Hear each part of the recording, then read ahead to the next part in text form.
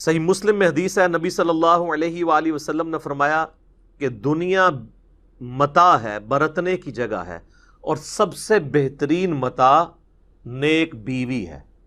دوسری طرف یہ بھی اسپیکٹ ہے کہ نیک بیوی جنت تک پہنچنے کا ذریعہ بن سکتی ہے۔ عورت آزمائش ضرور ہے، لیکن اگر نیک عورت ہوگی، نیک بیوی ہوگی، تو دنیا میں اس سے بہترین برتنے کی کوئی چیز نہیں ہے، دنیا میں بھی نفع اور آخرت میں جانے کا، جنت میں جانے کا سبب بھی۔ ایک اور حدیث ہے بخاری اور مسلم دونوں میں، نبی صلی اللہ علیہ وآلہ وسلم نے فرمایا، میں اپنے بعد تمہارے لیے عورت سے بڑا کوئی فتنہ شمار نہیں کرتا۔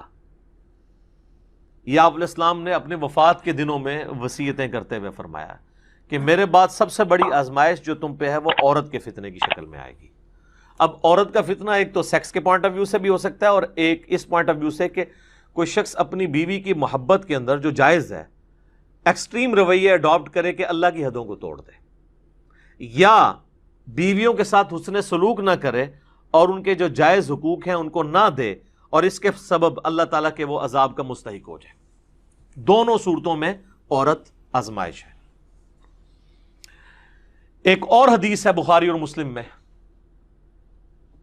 تیسری حدیث، یہ آلموسٹ 12 احادیث ہیں جو میں اس میں کور کروں گا۔ تیسری حدیث بخاری اور مسلم دونوں میں موجود ہے، دو تو میں چونکہ تمہیدن بیان کر چکا ہوں، یہ 10 احادیث ہے کانزیکٹیو، کہ نبی صلی اللہ علیہ وآلہ وسلم نے فرمایا کہ عورتوں کے پاس جانے سے بچو، یعنی ان عورتوں سے مراد غیر محرم عورتیں۔ تو صحابہ نے پوچھا کہ دیور کے بارے میں آپ کا کیا پوائنٹ آف ویو ہے؟ تو آپ نے فرمایا دیور تو موت ہے، یعنی سب سے زیادہ پردے کا اہتمام دیور سے کرنے کی ضرورت ہے۔ اور ظاہر ہے ایک گھر کے اندر تو فزیکل پردہ مشکل ہے، بہتر تو یہ کہ الگ گھر ہو، تو وہاں پھر نگاہوں کا پردہ ہوگا، نگاہ جھکا کر بات کرنا، جسے غض بصر کہا جاتا ہے عربی میں۔ سورۃ النور کے اندر اس کی تلقین ہے، اس کانٹیکسٹ میں میں نے دو ڈیٹیل لیکچر دیے ہیں۔ مسئلہ نمبر 161A، غض بصر سے متعلق 17 صحیح الاسناد حدیث، اور اسی کا پارٹ B تھا 161B، مسئلہ عورتوں کے حجاب اور پردے سے متعلق۔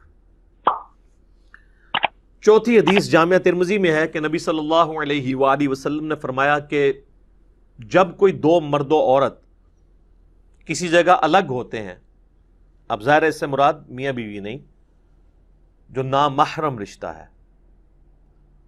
تو تیسرا ان میں شیطان ہوتا ہے۔ تو یہ جو لوگ کہتے ہیں نا جی ہماری محبت بڑی پاکیزہ محبت ہے، اور ہر بندے نے پاکیزگی کی لمٹس بھی اپنی رکھی ہوئی ہیں۔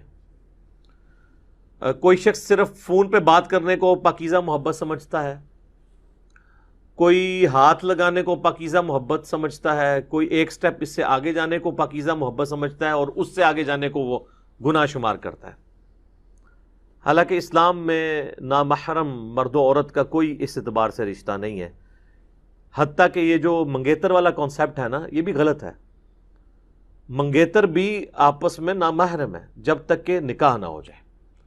آفیشیل بانڈنگ جو شریعت میں ہے وہ نکاح کا بانڈ ہے، تو بہتر یہ کہ یہ منگنی کرنے کی بجائے نا نکاح ڈائریکٹ کرنا چاہیے۔ اس کے بعد اگر مرد و عورت آپس میں فون کے اوپر رابطہ رکھنا چاہتے ہیں تو وہ ضرور رکھیں، لیکن فون تک ہی، اس سے آگے نہیں، کیونکہ نکاح کے بعد جب تک رخصتی نہ ہو تو مرد و عورت آپس میں کوئی بھی کسی قسم کا تعلق قائم نہیں کر سکتے، ورنہ تو یہ معاشرے کی جڑیں ہی پھر کٹ جائیں گی، اور اس قسم کے کیسز پھر سامنے آتے ہیں، اور وہ آپ جوڈیشری میں بھی پروف نہیں کر سکتے، اور پھر معاملات کہاں سے کہاں بگڑ جاتے ہیں۔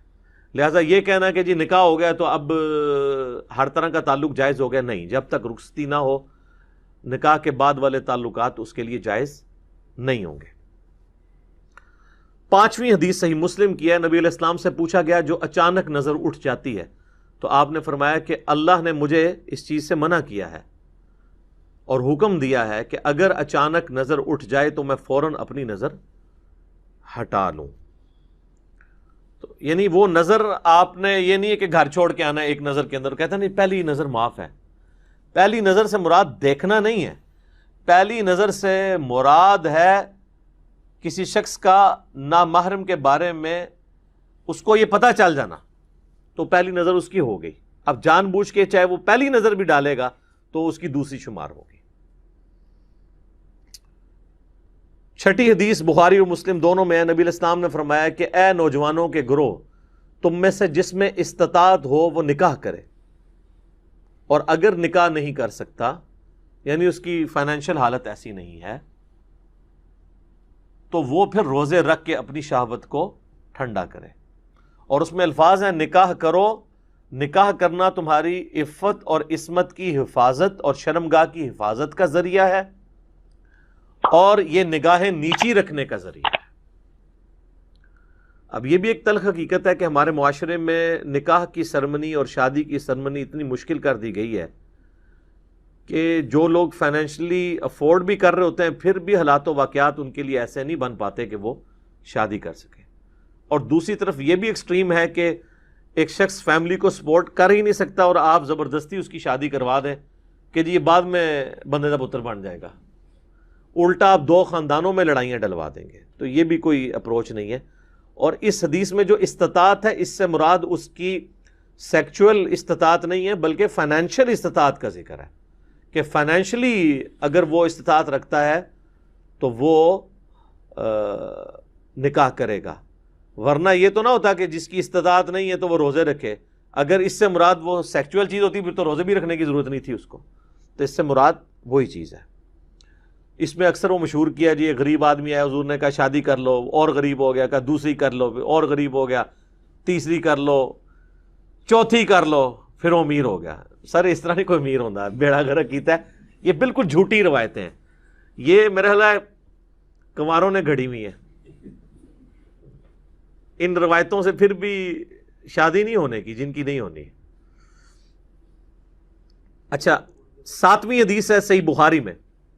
آپ صلی اللہ علیہ وآلہ وسلم نے فرمایا جو شخص مجھے اپنی زبان اور شرمگاہ کی حفاظت کی ذمہ داری دے دے میں اسے جنت کی گارنٹی دیتا ہوں. اب یہ دو چیزیں جو ہے نا یہ بہت کریٹیکل ہیں، زبان اور شرمگاہ کا معاملہ.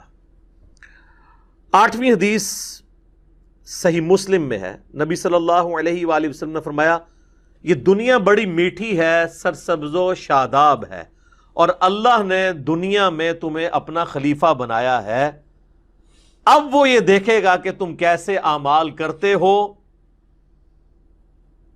اور پھر آپ علیہ السلام نے فرمایا کہ تم دنیا اور عورت کے فتنے سے بچنا. دو چیزیں فرمائی، دنیا کی محبت، اس کی دولت کی محبت، اور عورت کی. یہ کیسی کنکلوڈنگ گفتگو ہے کہ اللہ نے تمہاری آزمائش ان دو چیزوں میں رکھ دی ہے، عورت اور مال. باقی آپ جتنے بھی دیکھیں گے وہ اسی کی کرولریز ہوں گی. اچھی گاڑی مال کی کرولری ہے، زیادہ پلاٹس مال کی کرولری ہے. تو دنیا کی محبت، اس کے مال کی محبت اور عورت سے بچنا. اللہم انی اعوذ بک من فتنۃ النساء، اللہم انی اعوذ بک من فتنۃ الدنیا وعذاب الآخرہ، آمین ثم آمین. 9ویں حدیث جامعہ ترمذی میں ہے. نبی علیہ السلام نے فرمایا تم نے کوئی بھی دو محبت کرنے والے میاں بیوی سے بڑھ کر نہیں دیکھے ہوں گے. یعنی یہ حقیقت بات ہے، دنیا میں جو اللہ نے محبت میاں بیوی کے درمیان رکھی ہے نا، اس طرح کی ایکسٹریم محبت اور کلوزنس کسی بھی اور رشتے کے اندر نہیں ہے. اسلام میں خاندان کی اکائی ہی میاں بیوی ہیں. ویسے انڈیا پاکستان میں تو ماں باپ کو ذرا اوپر کا درجہ دیا جاتا ہے، وہ جس لیول پہ درجہ ہے وہ اپنی جگہ ہے، لیکن جو بیسک یونٹ ہے نا خاندان کا وہ میاں بیوی کا رشتہ ہے. اسی لیے تو مسلم شریف میں آتا ہے نا کہ شیطان کا تخت پانیوں پہ لگا ہوا ہے. جو آج کل کے ماڈرن سکالرز کا موقف ہے، ہو سکتا ہے یہ برمودا ٹرائنگل پہ ہی شیطان کا تخت لگا ہو، اور وہ شام کے وقت اپنے سارے چیلوں سے رپورٹ لیتا ہے. تو ہر اس کا چیلا آ کے مختلف قسم کے گناہ گنواتا ہے کہ آج میں نے فلاں سے فلاں کروائی، فلاں سے فلاں گناہ کروایا. ایک چیلا آ کے کہتا ہے آج میں نے میاں بیوی کے درمیان علیحدگی کروا دی ہے. تو شیطان کسی سے خوش نہیں ہوتا، اس سے خوش ہوتا ہے اور اسے گلے لگا کے ملتا ہے کہ اصل کام تو نے کیا ہے. کیونکہ میاں بیوی کے درمیان جدائی ہو گئی تو اولاد تو ویسے ہی گئی، معاشرے کے لیے ناسور بن گئی اولاد بھی، اور بعض اوقات ایسی عورتیں یا ایسے مرد بھی ناسور معاشرے کے لیے بن جاتے ہیں اگر دوبارہ ان کا پیچ اپ نہ کہیں پہ ہو سکے. تو تم نے کوئی بھی محبت کرنے والے میاں بیوی سے بڑھ کے نہیں دیکھے ہوں گے. 10ویں حدیث صحیح مسلم میں ہے، نبی صلی اللہ علیہ وآلہ وسلم نے فرمایا سبحان اللہ کہنا بھی صدقہ ہے، الحمدللہ کہنا بھی صدقہ ہے. یہ صدقہ پنجابی والا نہیں، عربی میں صدقہ کہتے ہیں نیکی کے کام کو. اللہ اکبر کہنا بھی صدقہ ہے، لا الہ الا اللہ کہنا بھی صدقہ ہے، اور راستے سے تکلیف دہ چیز کو دور کر دینا بھی صدقہ ہے. امر بالمعروف و نہی عن المنکر، لوگوں کو نیکی کا حکم دینا اور برائی سے روکنا، یہ بھی صدقہ ہے. حتیٰ کہ تمہارا اپنی بیویوں کے ساتھ ازدواجی تعلق قائم کرنا بھی صدقہ ہے. باقی ساری باتیں تو صحابہ کو سمجھ آ گئیں. آخری بات پہ انہوں نے کاؤنٹر کوسچن کیا، یا رسول اللہ ایک پیور ایک اینیمل انسٹنکٹ والی جو ایکٹیویٹی ہے اس پہ بھی نیکی ہے، تو آپ نے فرمایا اگر تم یہی ضرورت کسی ایسی عورت سے پوری کرو جو تمہارے لیے حلال نہیں ہے تو کیا تمہیں گناہ ملے گا؟ صحابہ نے کہا یا رسول اللہ ملے گا. تو فرمایا کہ پھر تمہیں اپنی بیویوں کے ساتھ ازدواجی تعلق قائم کرنے پر ثواب بھی ملے گا. یہ ہے نیکی کا کانسیپٹ اسلام کے اندر.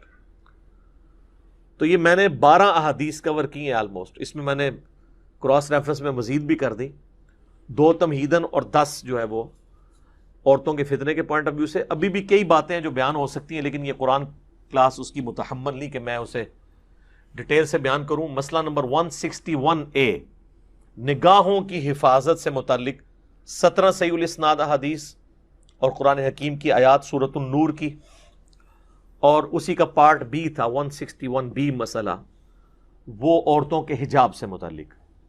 اور ایک اور میرا لیکچر ہے مسئلہ نمبر 51، رزق حرام کی مذمت، دنیا پرستی کا انجام اور اس کا علاج. اس میں نے 11 آیات قرآن حکیم سے کراس ریفرنس کے طور پر دنیا کی مال کی محبت کے حوالے سے ڈسکس کی ہیں، اور 17 صحیح الاسناد احادیث بھی اس میں ڈسکس کی ہیں. آج اس ڈیٹیل میں جانے کی ضرورت نہیں ہے.